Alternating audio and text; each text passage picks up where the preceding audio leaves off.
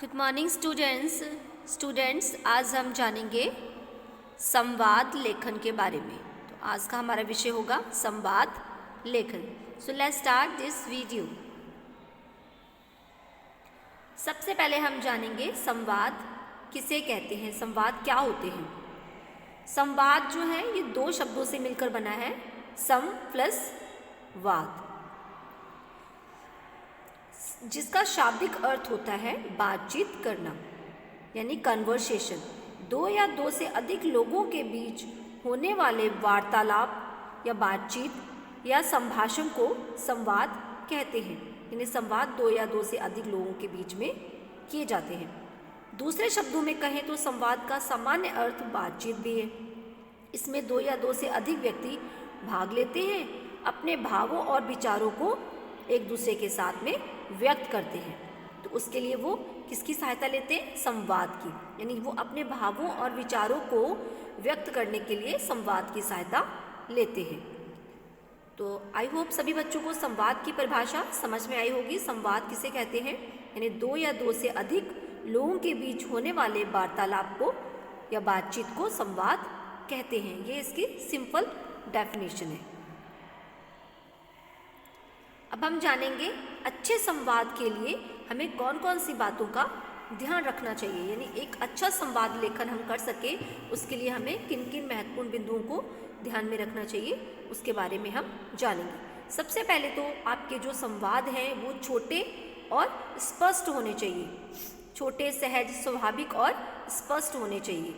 संवादों में रोचकता भी होनी चाहिए। सरसता यानी कि वो पढ़ने में अच्छे लगे। रोचक का मतलब होता है पढ़ने में वो अच्छे लगे, यानी उसको पढ़ने में इंटरेस्ट आए। भाषा बहुत ही सरल, स्वाभाविक होनी चाहिए। और जैसे कि हम बोलचाल की भाषा यूज़ करते हैं, हमारी भाषा बिल्कुल वैसी ही होनी चाहिए। उसमें कोई भी बनावटीपन नहीं होना चाहिए। उसमें क्लिष्ट तथा अपरिचित शब्दों का प्रयोग ना हो। क्लिष्ट मतलब कठिन शब्दों का प्रयोग भाषा में बिल्कुल भी नहीं होना चाहिए, और ऐसे शब्द भी नहीं होने चाहिए जो कि प्रचलन में नहीं है। संवाद पात्रों की सामाजिक स्थिति के अनुकूल हो। यानी जैसे पात्र होंगे हमारे संवाद भी वैसे ही होने चाहिए। यानी अगर कोई पात्र ग्रामीण क्षेत्र से बिलोंग करता है या कोई शहरी क्षेत्र से बिलोंग करता है तो उसके संवाद भी वैसे ही होने चाहिए। संवाद जिस विषय या स्थिति के संबंध में हो उसे क्रमशः स्पष्ट करने वाले हों। यानी जिस भी विषय से संबंधित संवाद हो, संवाद उस विषय को स्पष्ट करते हों, ऐसे संवाद होने चाहिए। यानी फालतू की बातें नहीं होनी चाहिए। आगे है प्रसंग के अनुसार संवाद में व्यंग विनोद का भी समावेश होना चाहिए। यहाँ पर इसका मतलब व्यंग विनोद मतलब हंसी मजाक। अगर कोई ऐसा संवाद है हंसी के ऊपर है तो उसमें हंसी मजाक वाले संवाद भी होने चाहिए। यथास्थान मुहावरों तथा लोकोक्तियों के प्रयोग से संवादों में सजीवता आ जाती है। जैसा कि आप सभी को पता है मुहावरों का प्रयोग हम भाषा में इसलिए करते हैं ताकि भाषा में रोचकता आ जाए। तो इसलिए अगर हम संवाद में भी मुहावरों का प्रयोग करेंगे तो उसमें संवाद हमारे बहुत ही सुंदर और स्पष्ट नजर आएंगे। इसलिए मुहावरों लोकोक्तियों का प्रयोग भी संवाद में यथावत हमें करना चाहिए। तो ये थे कुछ महत्वपूर्ण बिंदु। आई होप आपको समझ में आए हैं। इसमें एक बिंदु और है जो कि है संवादों में हमें उचित विराम चिन्हों का प्रयोग भी अवश्य करना चाहिए। कहाँ पर हमें रुकना है, कहाँ पर बोलना है, इस चीज़ का हमें ध्यान रखना चाहिए। आगे है संवाद लेखन की विशेषताएं। कौन कौन सी विशेषताएं होती हैं? विशेषताएं लगभग इनके महत्वपूर्ण बिंदुओं से मिलती जुलती ही हैं। आगे है संवाद में प्रभाव, क्रम और तर्क संबद्ध विचार होने चाहिए। यानी संवाद में ऐसे विचार होने चाहिए यानी जो क्रम से चले, यानी एक के बाद एक। यानी कि समस्या का समाधान हमने पहले बता दिया और समस्या बाद में। क्रम से होना चाहिए हर चीज़। संवाद देश, काल, व्यक्ति और विषय के अनुसार लिखे जाने चाहिए। यानी जैसा विषय है हमारे संवाद भी वैसे ही होने चाहिए। जैसा कि हमने पहले बताया था संवाद हमारे सरल भाषा में होने चाहिए और सहज और स्वाभाविक होने चाहिए जो कि आसानी से समझ में आ सके। संवाद में जीवन की जितनी अधिक स्वाभाविकता होगी वह उतना ही अधिक सजीव, रोचक और मनोरंजक होगा। यानी संवाद में सजीवता भी होनी चाहिए। संवाद का प्रारंभ और अंत रोचक होना चाहिए। यानी प्रारंभ भी उसका अच्छा होना चाहिए और उसका अंत भी अच्छा ही होना चाहिए। संवाद छोटे तथा अर्थपूर्ण होने चाहिए। यानी छोटे छोटे सेंटेंसेस में हम संवाद लिखें और उसका मीनिंग निकलता हो। सेंटेंस जो है हमारे मीनिंगफुल होने चाहिए। संवाद की भाषा आम बोलचाल की भाषा से मिलती होनी चाहिए। पात्र के अनुकूल भाषा का प्रयोग करना चाहिए। जैसा कि हमने पहले बताया, ग्रामीण क्षेत्र से अगर कोई व्यक्ति है, उनके संवाद हैं, तो हम ग्रामीण क्षेत्र वाली भाषा का प्रयोग करेंगे।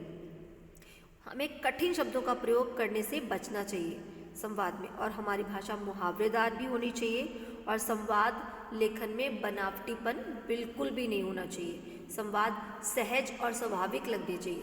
तो ये थे कुछ महत्वपूर्ण बिंदु और उनकी विशेषताएं। आई होप आप लोगों को समझ में आए हैं। अब हम देखेंगे संवाद के कुछ उदाहरण, संवाद लेखन के कुछ एग्जाम्पल्स। सबसे पहले है यहाँ पर, यातायात पुलिसकर्मी ने आदमी हेलमेट ना पहने हुए वाहन चालक को रोकता है। वाहन चालक को रोकता है, तो आइए देखते हैं दोनों के बीच में क्या संवाद होता है। यानी एक पुलिसकर्मी जो है, यातायात पुलिसकर्मी, वो एक आदमी ने हेलमेट नहीं पहना है, उसको रोकता है। उन दोनों के बीच में क्या कन्वर्सेशन है, तो उसी को हम देखते हैं।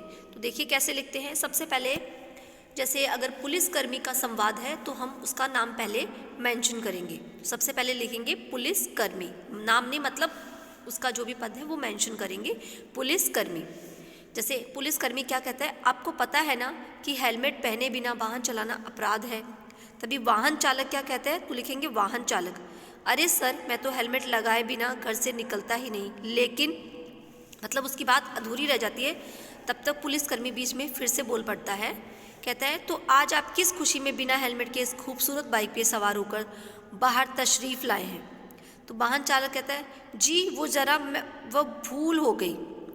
पुलिसकर्मी, जरा भूल, अरे महाशय ये जरा सी भूल जिंदगी भर को शूल बना सकती है, मुझे आपका चालान काटना पड़ेगा। वाहन चालक, अरे नहीं सर, आगे से ऐसी भूल हरगिज़ नहीं होगी सर। पुलिसकर्मी, वादा। वाहन चालक, पक्का वादा।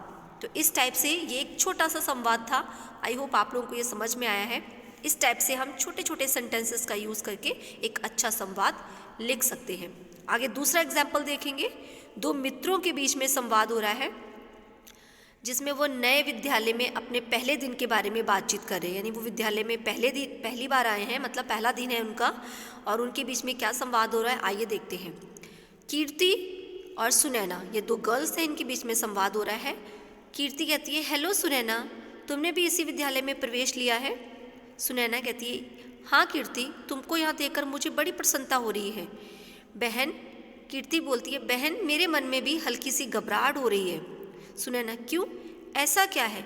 अरे नए नए सहपाठी मिलेंगे, नए नए शिक्षक पढ़ाएंगे, इतने बड़े विद्यालय में शिक्षा पाने का आनंद ही कुछ और है। कीर्ति, यही तो, नए वातावरण में हम अपने को कैसे एडजस्ट कर पाएंगे। सुनैना कहती है, सब ठीक होगा, चिंता मत कर, चल सब से मिलते हैं। कीर्ति, ठीक है चलो। सुनैना, हाँ चलते हैं। तो इस टाइप से ये भी एक छोटा सा संवाद था।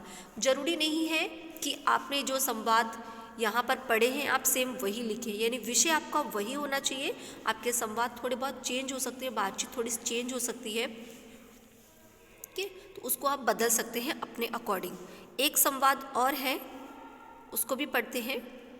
प्राचार्य और छात्र के मध्य में प्रवेश को लेकर बातचीत का संवाद। छात्र कहता है, श्रीमान क्या मैं अंदर आ सकता हूँ? प्राचार्य कहते हैं प्रधानाचार्य को, हाँ आओ। छात्र कहता है, प्रवेश करके मैं आपके विद्यालय में प्रवेश चाहता हूँ।